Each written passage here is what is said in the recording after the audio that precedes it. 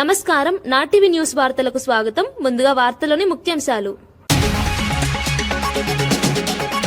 రేవంత్ రెడ్డికి బండి సంజయ్ బహిరంగ లేఖ. ఎన్నికలకు ముందు ఇచ్చిన ఏ హామీని నిలబెట్టుకోవడం లేదన్న బండి సంజయ్.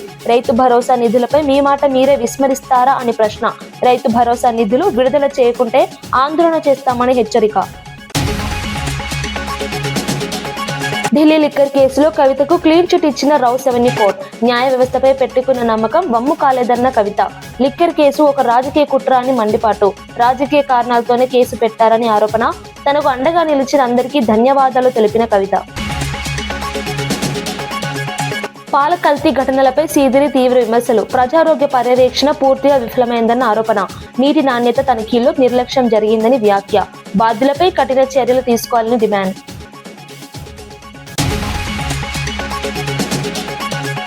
గ్రీన్ కార్యక్రమంలో మంత్రి పొన్నం సందేశం. ప్లాస్టిక్ రహిత భారత్ లక్ష్యంగా పిలుపు. పర్యావరణ పరిరక్షణలో అందరూ భాగస్వాములు అవ్వాలి. సుస్థిర అభివృద్ధి ప్రభుత్వ లక్ష్యమన్న స్పష్టం.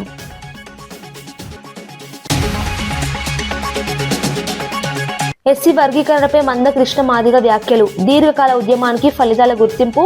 సమాన అవకాశాల దిశగా కీలక నిర్ణయమన్న వ్యాఖ్య. సామాజిక న్యాయం సాధనలో ముఖ్య అడుగన్న అభిప్రాయం.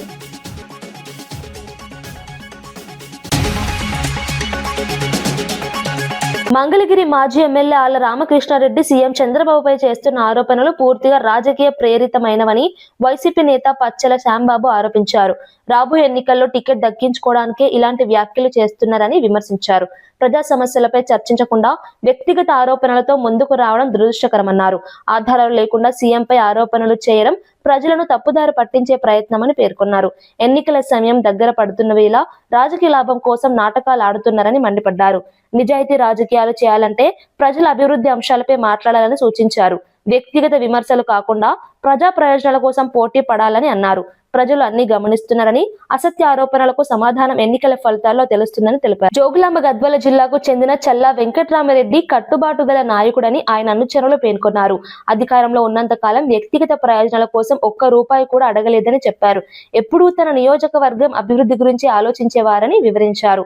ప్రభుత్వం మారిన తర్వాత కూడా ప్రాంతానికి నీళ్లు రావడం లేదని పట్టుబట్టి సీఎం జగన్ కు ఫోన్ చేయమని కోరిన సంఘటన ఆయన నిబద్ధతకు నిదర్శనమన్నారు.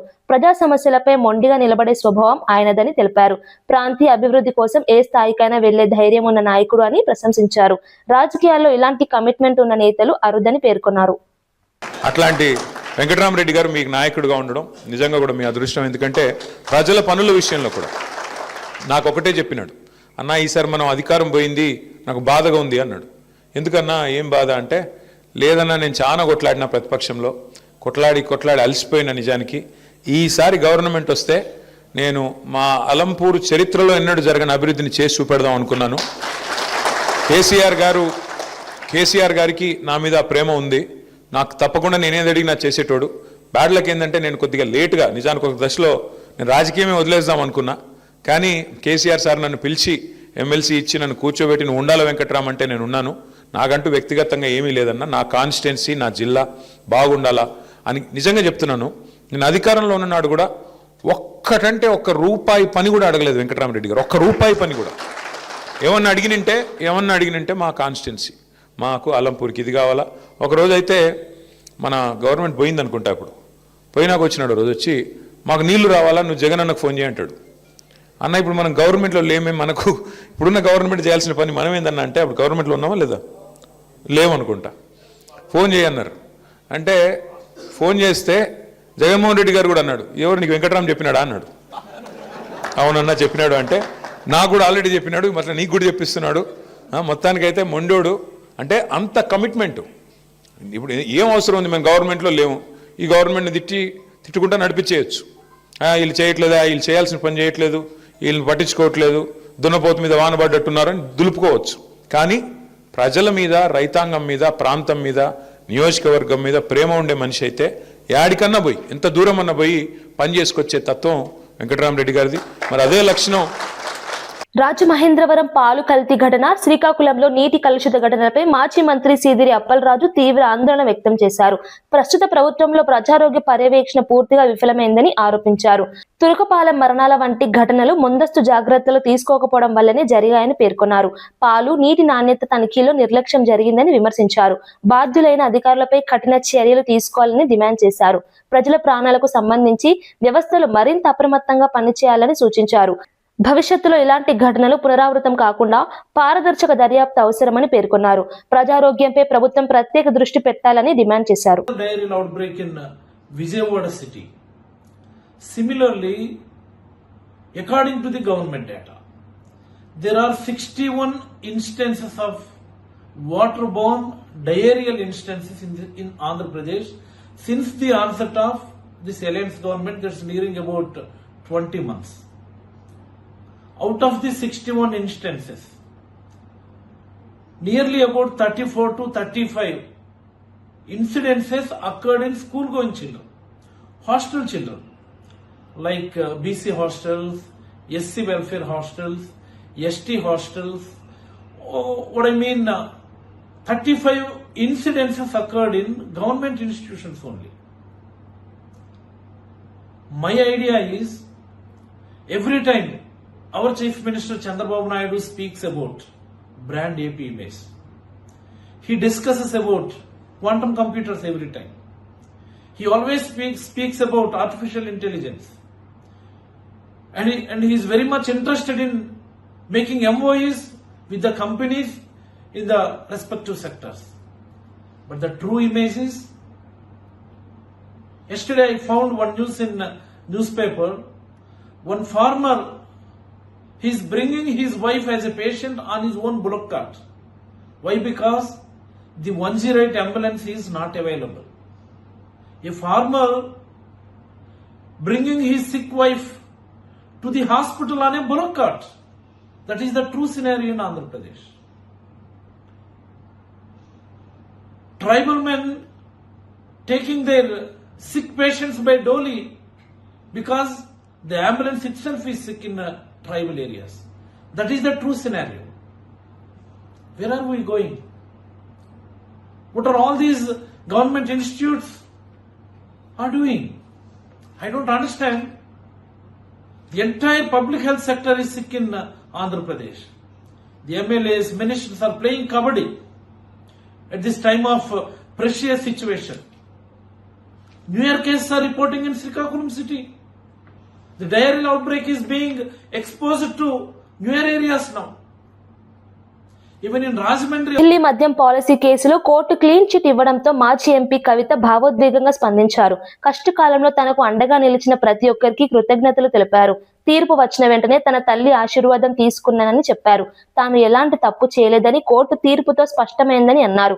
తనపై వచ్చిన ఆరోపణలు రాజకీయంగా ప్రేరేపించబడినవని భావిస్తున్నానని పేర్కొన్నారు.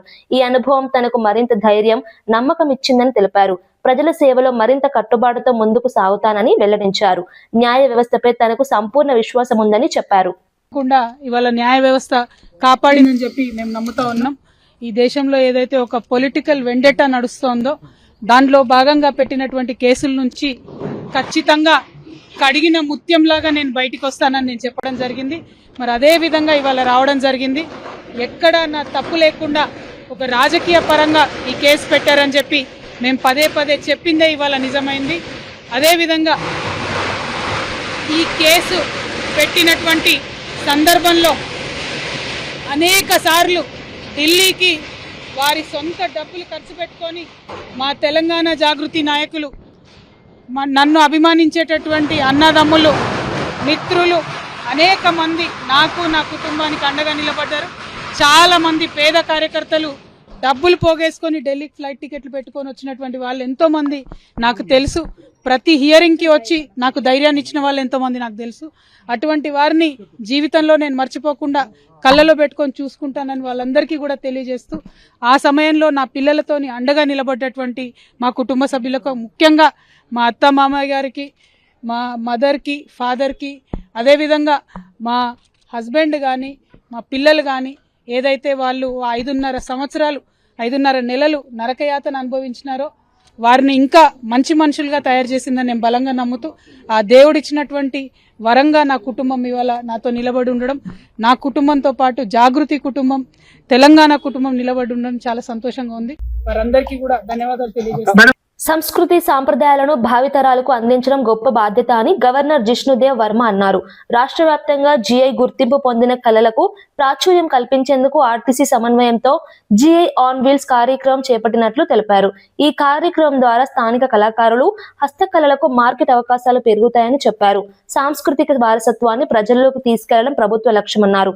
జిఐ ఉత్పత్తులకు బ్రాండ్ విలువ పెంచేందుకు చర్యలు తీసుకుంటామని తెలిపారు. కళలను కాపాడటం, కళాకారులను ప్రోత్సహించడం ద్వారా ఆర్థిక అభివృద్ధి సాధ్యమవుతుందని వివరించారు.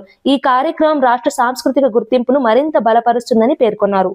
प्लेटफॉर्म जो आर्ट आर्टिजन्स और स्टेट को एक ही मंच में लाता है. A society that is driven by its स्वाभिमान or self-respect is a society that will progress. A society without self-respect, only cash respect, cannot grow. So we'll have to build a society that respects its own culture, respects its own art forms, and this is the effort. एक प्रयास है ये, कैसे हम future generation के पास हमारे संस्कृति को ले जाए.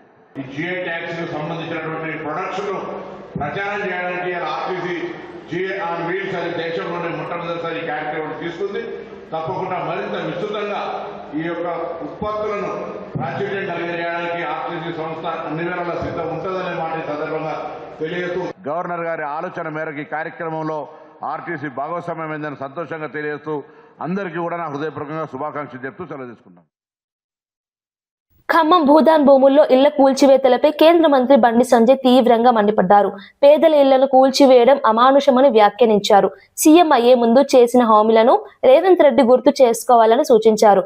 ఎన్నో ఏళ్లుగా నివాసం ఉంటున్న నిరుపేదల ఇళ్లను స్వార్థ ప్రయోజనాల కోసం నేలమట్టం చేశారని ఆరోపించారు. పేదల పట్ల ప్రభుత్వానికి కనీస సానుభూతి లేదని విమర్శించారు. భూదాన్ భూముల్లో నివసిస్తున్న వారికి రక్షణ కల్పించాల్సిన బాధ్యత ప్రభుత్వానిదేనని అన్నారు. ఇలాంటి చర్యలు ప్రజల అసంతృప్తిని పెంచుతాయని హెచ్చరించారు. పేదల పక్షాన బీజేపీ పోరాటం కొనసాగుతుందని తెలిపారు. భూదాన్ భూములు అంటున్నారు. నువ్వు పేదలకు ఇదే రాష్ట్ర ముఖ్యమంత్రి గారు ఏమన్నారు? గతంలో బీఆర్ఎస్ పార్టీ ప్రభుత్వం కూల్స్తే పాపం తగులుతుంది మీకు, కూల్చి పేదలు ఇల్లు కూల్స్తారా, ఇప్పుడు కూల్స్తారా అన్నాడు. నేను ఇప్పుడు అడుగుతున్నా, ఇప్పుడు కూల్చడానికి కారణమేంది? ముఖ్యమంత్రిగా లేనప్పుడు ఒక మాట, ముఖ్యమంత్రి ఉన్నప్పుడు ఒక మాట. ఇలా కాస్ట్లీ భూములు అంటే కాస్ట్లీ భూములు పేదోళ్ళు వాళ్ళు కాస్ట్లీ భూమి అని వేసుకోలే, వాళ్ళు విల్లు పట్టుకోలే. ఎప్పటి నుంచో తరతరాల నుంచి వాళ్ళు ఉంటున్నారు. పేదోళ్ళ ఇండ్లు కూర్చోడానికి మీకు చేతి ఎట్లా వచ్చినాయా? మీకు ఇప్పటికే హైడ్రా పేరుతోనే సర్వనాశనం చేశారు. మూసీ పేరుతోని ఇటు నాశనం చేస్తున్నారు. ఆడు ఖమ్మంలో భూదాన్ భూములు అని చెప్పి వాళ్ళ బతుకులు నాశనం చేస్తున్నారు. పేదోళ్ళు ఇండ్లు కట్టుకోవద్దా? పేదోళ్లకు సొంత ఇల్లు ఉండద్దా? నరేంద్ర మోడీ ప్రభుత్వము ఇల్లు కట్టడానికి ముందుకు వస్తున్నది. దానికి సహకరించకుండా కాంగ్రెస్ పార్టీ ప్రభుత్వమే ఇల్లు కూల్చడానికి పోటీ పడుతున్నది. ఇట్లా కూల్చుడు పెడితే మీ ప్రభుత్వం కూల్చారు రాసిపెట్టుకోండి, పేదలు దసుకోండి, మీ ప్రభుత్వం కూల్చారు రాసిపెట్టుకోండి. ముఖ్యమంత్రి స్థాయి వ్యక్తే మాట తప్పి మోసం చేసే ప్రయత్నం చేస్తే ఇంత మోసగారి ముఖ్యమంత్రి. ప్రకృతి పరిరక్షణ, సుస్థిర అభివృద్ధి ప్రభుత్వ ప్రాధాన్యతలతో ముఖ్యమని రాష్ట్ర రవాణా శాఖ మంత్రి పొన్నం ప్రభాకర్ పేర్కొన్నారు. ప్లాస్టిక్ రహిత భారత్ లక్ష్యంగా దక్షిణ కొరియా సంస్థ నిర్వహించిన గ్రీన్ సంగీత కచేరీలో పాల్గొన్నారు. పర్యావరణ పరిరక్షణలో ప్రతి ఒక్కరూ భాగస్వాములు కావాలని పిలుపునిచ్చారు. ప్రభుత్వ శాఖలు, స్వచ్ఛంద సంస్థలు కలిసి పనిచేస్తేనే స్థిరమైన అభివృద్ధి సాధ్యమని అన్నారు. పర్యావరణ హిత చర్యలు భవిష్యత్ తరాలకు మేలని పేర్కొన్నారు. సుస్థిర విధానాల ద్వారా అభివృద్ధి సాధించడం రాష్ట్ర లక్ష్యమని వివరించారు.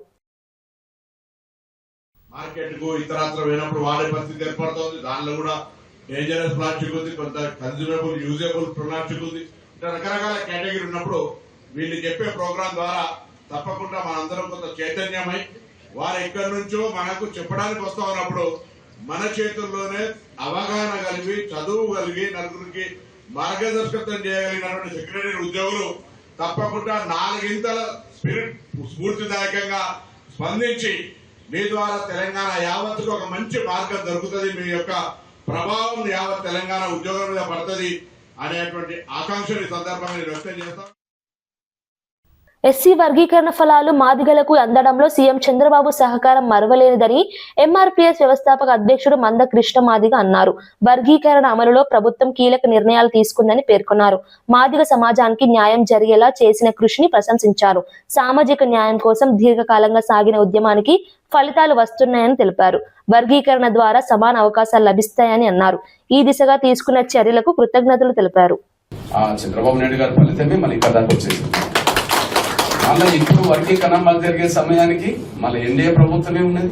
అందులో ప్రధాన భాగస్వామి మళ్ళీ చంద్రబాబు నాయుడు గారు. అంతిమంగా సుప్రీంకోర్టు జడ్జిమెంట్ మనకు అనుకూలంగా వచ్చే సమయానికి పెద్దలు గౌరవ చంద్రబాబు నాయుడు గారు కూడా అప్పుడు జగన్ గారి గవర్నమెంట్ కొనసాగుతున్న దశలో కానీ ఎస్సీ వర్గీకరణ మీద అనుకూలంగా మాట్లాడడానికి కేసే ఆంధ్రప్రదేశ్ కేసు. సుప్రీంకోర్టులో కేసు నడిచింది ఈవి చిన్నయ్య వర్సెస్ ఆంధ్రప్రదేశ్ కేసు.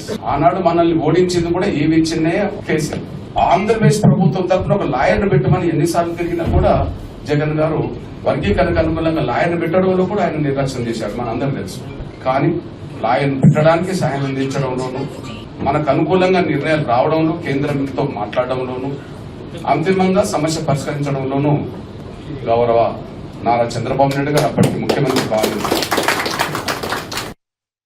కాళేశ్వరం ప్రాజెక్టుపై సిబిఐ విచారణకు కేంద్రం సిద్ధంగా ఉందని బీజేపీ మెదక్ ఎంపీ రఘునందన్ రావు స్పష్టం చేశారు. ప్రాజెక్టులో జరిగిన అనుమానాస్పద అంశాలపై సమగ్ర దర్యాప్తు అవసరమని పేర్కొన్నారు. ప్రజాధనం వినియోగంపై పారదర్శకత ఉండాలని అన్నారు. తప్పులు జరిగి ఉంటే బాధ్యులపై చర్యలు తీసుకోవాలని డిమాండ్ చేశారు. సత్యం వెలుగులోకి రావాలని ప్రజలు కోరుకుంటున్నారని తెలిపారు.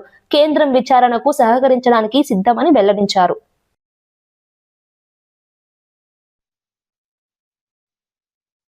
డబ్బులు మోసి పదవులు కొనుక్కునేటువంటి సంస్కృతి మాది కాదు, అది మీది. మీ కాంగ్రెస్ పార్టీకి సంబంధించినటువంటి సంస్కృతి సంస్కారం. 10 సంవత్సరాలు అధికారంలో లేని కాంగ్రెస్ పార్టీ అధికారంలోకి వచ్చి 2 ఏళ్లు కాగానే అవసరమైతే 1000 కోట్లు పోగేసి పంపిస్తాము అని గతంలో పంపినటువంటి విషయాల్ని అన్యాపదేశంగానే ముఖ్యమంత్రి గారు చెప్పినట్టు కనబడతా ఉంది. కాళేశ్వరం మీద కేంద్ర ప్రభుత్వం సిబిఐ విచారణ చేస్తలేదని చాలా మంది అడుగుతా ఉన్నారు మిత్రుల మధ్యలో. భారతీయ జనతా పార్టీ గాని తెలంగాణ సమాజం గాని అడుగుతుంది, కాళేశ్వరం మొత్తం మీద విచారణ జరిపించమని కాంగ్రెస్ పార్టీ ఎందుకు అడుగుతలేదు అనేది బేసిక్ క్వశ్చన్. కాళేశ్వరంలో జరిగిన అవినీతి మీద ప్రతి అంశం మీద విచారణ జరపమని ముఖ్యమంత్రి గారిని మళ్ళీ ఒకసారి ఉత్తరం రాసి భారత హోంమంత్రి గౌరవనీయులు అమిత్ షా గారిని కలువమని చెప్పండి.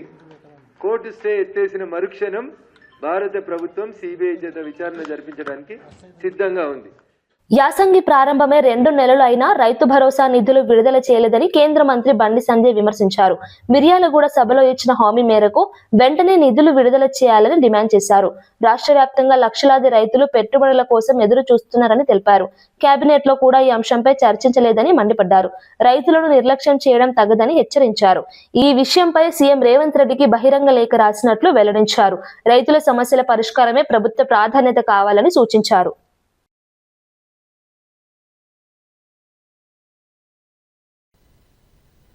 మిర్యాలగూడ సభలో రైతు బంధు వేస్తా 9,000 కోట్ల రూపాయలు రెడీ ఉన్నాయి వేస్తా అన్న ముఖ్యమంత్రి గారు మరి రైతు భరోసా వేసే ఉద్దేశం లేదు. ఇప్పటికీ ఈ 2 విడతలు కలిపి 20,000 కోట్ల రూపాయలు కేటాయించాలి బడ్జెట్. ఇక నెక్స్ట్ రెడీ ఉన్నది. నాకు తెలిసి 3 విడతలు ఇప్పుడు ఇవ్వాల్సిందే. 3 విడతలు వచ్చి 27,000 కోట్ల రూపాయలు ఇవ్వాలి. ఇస్తారా ఇయ్యారా? ఇట్లా మోసం చేస్తేనే బీఆర్ఎస్ పార్టీ ఇంట్లో కూర్చోబెట్టారు. ఇలా మీరు మోసం చేస్తే మీ విషయంలో కూడా ప్రజలు ఆలోచిస్తున్నారు కూడా. మొదటి విడత వేయాలి, ఇప్పుడు ఈ విడత వేయాలి, నెక్స్ట్ విడత కూడా కలిపి ఇప్పుడు వేస్తే రైతులకు ఉపయోగపడుతుంది. జోగులాంబ గద్వాల జిల్లాకు చెందిన చల్లా వెంకట్రామిరెడ్డి కట్టుబాటు గల నాయకుడిగా పలువురు కొనియాడుతున్నారు. అధికారంలో ఉన్నంతకాలం వ్యక్తిగత ప్రయోజనాల కోసం ఒక్క రూపాయి కూడా అడగలేదని ఆయన సన్నిహితులు తెలిపారు. ఎప్పుడూ తన నియోజకవర్గం, జిల్లా అభివృద్ధి గురించి ఆలోచించేవారని చెప్పారు. ప్రభుత్వం మారిన తర్వాత కూడా ప్రాంతానికి నీటి సమస్య ఉందని పట్టుబట్టి ఆయన ప్రజానిబద్ధతకు ఉదాహరణగా పేర్కొన్నారు. ఈ విషయంలోనైనా మొండిగా తన ప్రాంత హక్కుల కోసం పోరాడే నాయకత్వం ఆయనదని అభిప్రాయపడ్డారు. రాజకీయాల్లో పదవులు వస్తాయా పోతాయా అనేది ముఖ్యం కాదని, ప్రజల ప్రయోజనం ముఖ్యం అన్న ధోరణితో పనిచేసేవారని అన్నారు.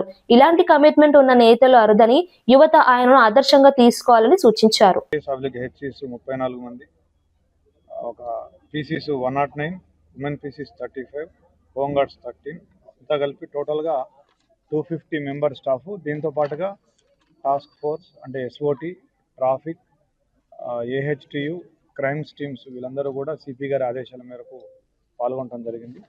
ఈ క్యాసో యొక్క ముఖ్యమైన ఉద్దేశం ఏంటంటే ప్రజలలో ఒక రకమైనటువంటి కాన్ఫిడెన్స్, భద్రతాభావాన్ని కల్పించడం, దాంతోపాటుగా అసాంఘిక శక్తుల్లో వాళ్ళలో డిటరెన్స్ కలిగించడం. మనం ఏదైనా తప్పుడు పనులు చేసినా, ఏదైనా ప్రజల్ని భయాందోళనకు గురి చేసినా కానీ పోలీసు మనల్ని వాచ్ చేస్తుంది అనేటువంటి భావం కలిగించడం. అదేవిధంగా ఇతర రాష్ట్రాల నుంచి ఎవరెవరు వచ్చారు, వాళ్ళు ఏమేమి యాక్టివిటీస్ చేస్తున్నారు ఇక్కడ అనేది, అదేవిధంగా రౌడీ షీటర్స్ కానీ, కమ్యూనల్ విషయాలకి పాల్పడే కమ్యూనల్ ఆందోళనలకు పాల్పడే వాళ్ళని డిటరెన్స్లో ఉంచే దానికోసం ఈ కార్డినెన్స్ స్విచ్ ఆపరేషన్ చెప్పడం జరిగింది. దాంట్లో భాగంగా ఈరోజు ఒక 411 ఇళ్ళని మా టీమ్స్ 20 టీమ్స్ చేసి ఆ 411 ఇళ్ళని మేము సెర్చ్ చేసాము. దాంట్లో భాగంగా మాకు కొన్ని ఐటమ్స్ని సీజ్ చేయడం జరిగింది. అవి ఏంటంటే 32 టూ వీలర్స్, ఇవన్నీ కూడా వితౌట్ ప్రాపర్ డాక్యుమెంట్స్ ఉన్న 2 వీలర్స్, 3 వీలర్స్ ఒక 3 వీటిని మేము సీజ్ చేసాము. గుట్కాకి సంబంధించి ఒక 2 పర్సన్స్ నుంచి ఒక 6 బ్యాగ్స్లో 80,000 వర్త్ గుట్కా సీజ్ చేయడం జరిగింది. దీనికి సంబంధించి 2 కేసులు కడతాము. ఎక్సైజ్ కేసులకు సంబంధించి ఒక పర్సన్ నుంచి టోటల్గా 10 లీటర్స్, టోటల్గా 9,000 వర్త్ ఎక్సైజ్ IMFL సీజ్ చేయడం జరిగింది. దానికి సంబంధించి ఒక కేసు రిజిస్టర్ చేయబడుతుంది. రేవంత్ సర్కార్ రెవెన్యూ వ్యవస్థను భ్రష్టు పట్టిస్తోందని మాజీ మంత్రి హరీష్ రావు ఆరోపించారు. సిద్దిపేట అర్బన్ MRO కార్యాలయాన్ని ఆకస్మికంగా సందర్శించిన ఆయన రెవెన్యూ సదస్సుల పేరిట రైతులు పెట్టుకున్న లక్షల దరఖాస్తులు పరిష్కారం కాకుండా పెండింగ్ లో ఉన్నాయని విమర్శించారు. దాదాపు 10 నెలలుగా సమస్యలు పరిష్కరించకపోవడం రైతులపై అన్యాయమని అన్నారు. ప్రభుత్వ నిర్లక్ష్యంతో ప్రజలు ఇబ్బందులు పడుతున్నారని ఆరోపించారు. వెంటనే పెండింగ్ దరఖాస్తులను పరిష్కరించాలని డిమాండ్ చేశారు.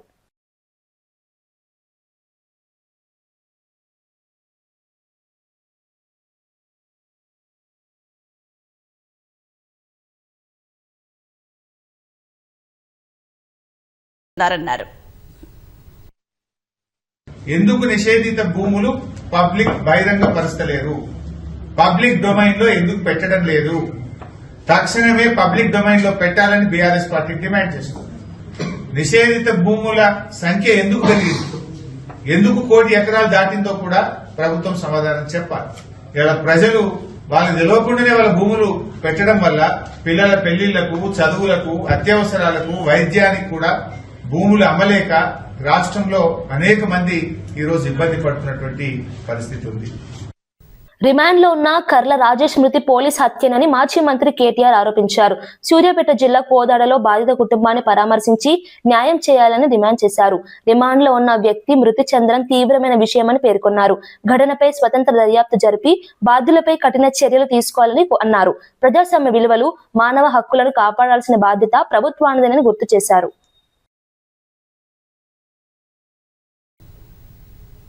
ఆ దళిత యువకుడి హత్య లాకప్ లో ఇది ప్రభుత్వం చేసిన హత్యే.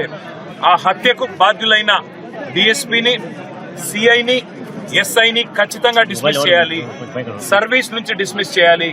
అట్లాగే ఆ ప్రభుత్వం తరపున గతంలో కేసీఆర్ గారి ప్రభుత్వం ఉన్నప్పుడు మరియమ్మ గారు అనే ఒక దళిత మహిళ ఆనాడు అడ్డగూడూరు పోలీస్ స్టేషన్ లో మన తుంగతుర్తి నియోజకవర్గంలో ఇట్లాగే జరగకూడని దురదృష్టకర సంఘటన జరిగితే ఆ కుటుంబానికి 35 లక్షల నష్టపరిహారం ఇచ్చి, కుటుంబంలో ఒకరికి ఉద్యోగం ఇచ్చి, ఇల్లు కట్టించి వారం రోజుల లోపలనే ఆ అధికారులను కూడా డిస్మిస్ చేసిన చరిత్ర కేసీఆర్ గారి ప్రభుత్వాన్ని.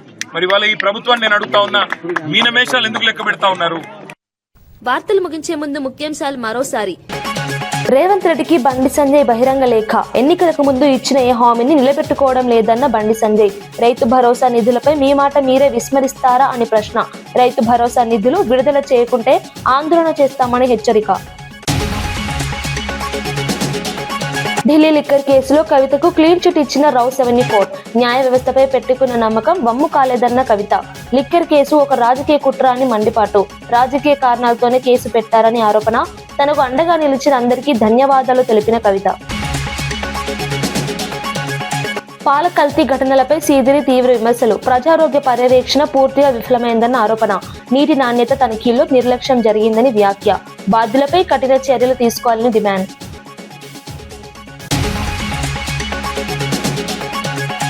గ్రీన్ కార్యక్రమంలో మంత్రి పొన్నం సందేశం. ప్లాస్టిక్ రహిత భారత్ లక్ష్యంగా పిలుపు. పర్యావరణ పరిరక్షణలో అందరూ భాగస్వాములు అవ్వాలి. సుస్థిర అభివృద్ధి ప్రభుత్వ లక్ష్యమన్న స్పష్టం.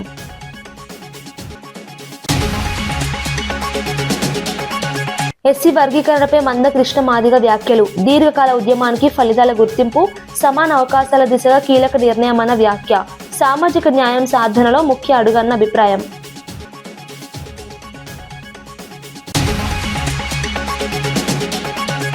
ఇవి ఈనాటి వార్తా విశేషాలు. మరో బులెటిన్లో మళ్ళీ కలుద్దాం. నమస్కారం.